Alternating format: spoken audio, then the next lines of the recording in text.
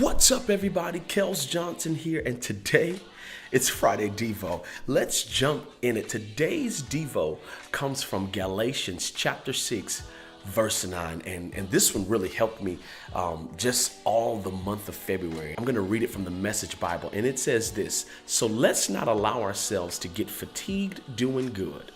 At the right time, we will harvest a good crop if we do not give up or quit."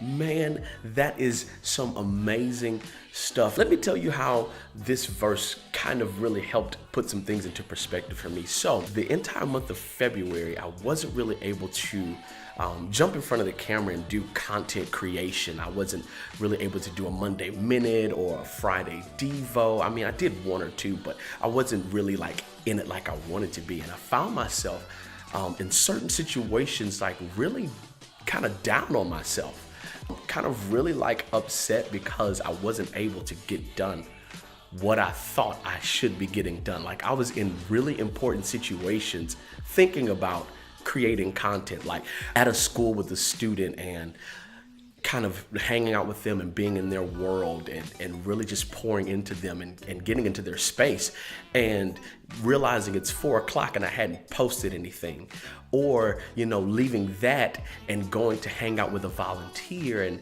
kind of pouring into them and praying over them and just doing life alongside the people that I serve with. And I look up on a Friday and it's 9 o'clock and I have posted nothing. I haven't edited anything. I haven't recorded anything. And, just really kind of beating myself up in those moments for not being the content creator. And a lot of the reasons I was beating myself up was not because I was disappointed in myself. I felt like I was disappointing you guys, right? I felt like you guys would notice that I hadn't posted anything and be like, oh, that was just a fad. That was just a thing that he wanted to do and it didn't, stick and it didn't come around and he wasn't consistent and just all the things that come along with people who do content creation, like all the thought processes that they have.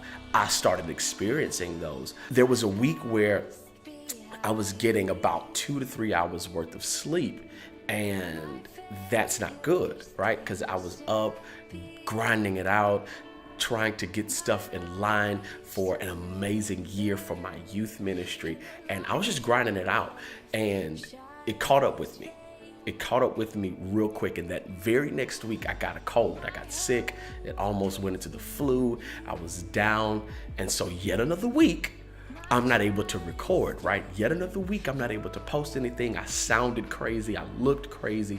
And even being sick, knowing that my body is telling me, you need to rest, I'm still sitting there like, dang, I'm not able to post anything. Like, I'm not able to put up anything. And people are really counting on me to post these things, right? And so, with being 3 months into this whole content creator role that I want to be in, I'm finding out quickly that it's a lot of work. It's a lot of hard work. And so even with that being said, like I found myself even just comparing myself to other people like your Gary Vaynerchuk, who posts like 7 to 8 times a week. You've got your Peter McKinnon, who posts amazing content that has beautiful cinematography, B-roll. And I'm finding myself comparing myself to these people. I had a conversation with a mentor of mine, and he was like, Kels, you're one of like the hardest working guys in Houston right now. Like, you are on the go. Your videos look great. Your content is awesome.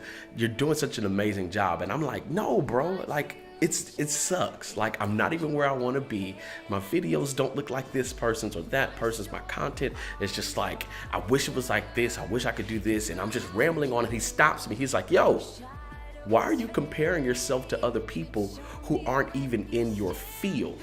Right? Like, just because they record videos, just because they put up posts on Instagram, doesn't mean that they're in your field. So why are you comparing yourself to people in your field? Like, the people that are in your actual field aren't doing what you're doing, right? Like, they don't produce what you produce. So why are you setting a standard for yourself that your audience isn't even setting for you? Right? Like, your audience loves who you are. If you started rattling off some of the names that you're comparing yourself to, your audience wouldn't even care. It'd be like, who? What are you talking about? Like, where's my Monday Minute and where's my Friday Devo, right? And so I think that Galatians 6 kind of really spoke to just how I was feeling. And it says, let's not allow ourselves to get fatigued doing good. And I really like that they use the word allow, right? Because a lot of the things that we think about ourselves, we think about them because that's the thoughts that we're allowing. A lot of the depression that we have, the negativity that we have, the false perceptions that we have of ourselves come because of thoughts that we allow, right? And it says, let's not allow ourselves to get fatigued doing good, because doing good isn't really popular. Like, you don't get a whole lot of pats on the back for doing good. You don't get a whole lot of viral content going for doing good. Like, fighting videos have gone viral quicker than any Monday Minute has ever gone, or ladies twerking on Instagram, like stuff like that goes viral quicker than a Friday Devo goes. And it's like, sometimes that can get a little discouraging. Sometimes that can get very frustrating to play the numbers game and see you got this many views or this many likes and you didn't get this many views, and just the whole thing with social media, just all of that. Like, it can get overwhelming, right? But you can't let that fatigue you. You can't let that throw you off, because the scripture says, at the right time, we will harvest a good crop if we don't give up or quit. Right? Like, at the right time, when it's supposed to happen, when you've planted enough good seeds, at the right moment, not a moment too soon, not a moment too late, at the right perfect moment, you're going to reap a good crop. Everything that you've planted, you're going to reap a good crop. But there's a contingency. There's a contingency. It says, if we do not give up or quit, if we stay focused and don't give up or quit, that's when you get the promise of reaping an amazing harvest. So we're in the third month of 2018. Already it's March. And statistically, a lot of people are contemplating giving up on their New Year's resolution, right? A lot of people are contemplating letting go of the good eating habits they've started, letting go of the good saving habits they started, letting go of the good marital habits or goals that they set for themselves. A lot of people are already contemplating giving up. Why? Because doing good can become mundane. Doing good can just become routine, and we don't see harvest and we're automatically ready to give up after a couple of months. But here's what I'm telling you, that if you just focus on your end goal, not focus on getting the harvest, focus on seeing the harvest. Focus on what you want to see in your life. Focus on the thing that you want your life to ultimately end up looking like. Focus on getting there, right? And if you do that, at the right time, you're going to reap the harvest. At the right time, you're going to see the weight loss that you want to see. At the right time, you're going to see the savings account or the savings amount that you want to see. At the right time, you're going to see the marriage you want to see. You're going to be the father that you want to be. If you don't quit, if you don't give up, let me encourage you that just keep going. Keep going. You've been doing great so far. You've been doing amazing so far. Trust me, I'm in this with you. I have things on my list that I've contemplated giving up on, but let's fight this thing together. And I promise you that when it's all said and done, when the curtain call finally rolls back, your life will look exactly like you wanted, and you'll reap the harvest of all the good seeds that you've planted. Boom, and there you have it.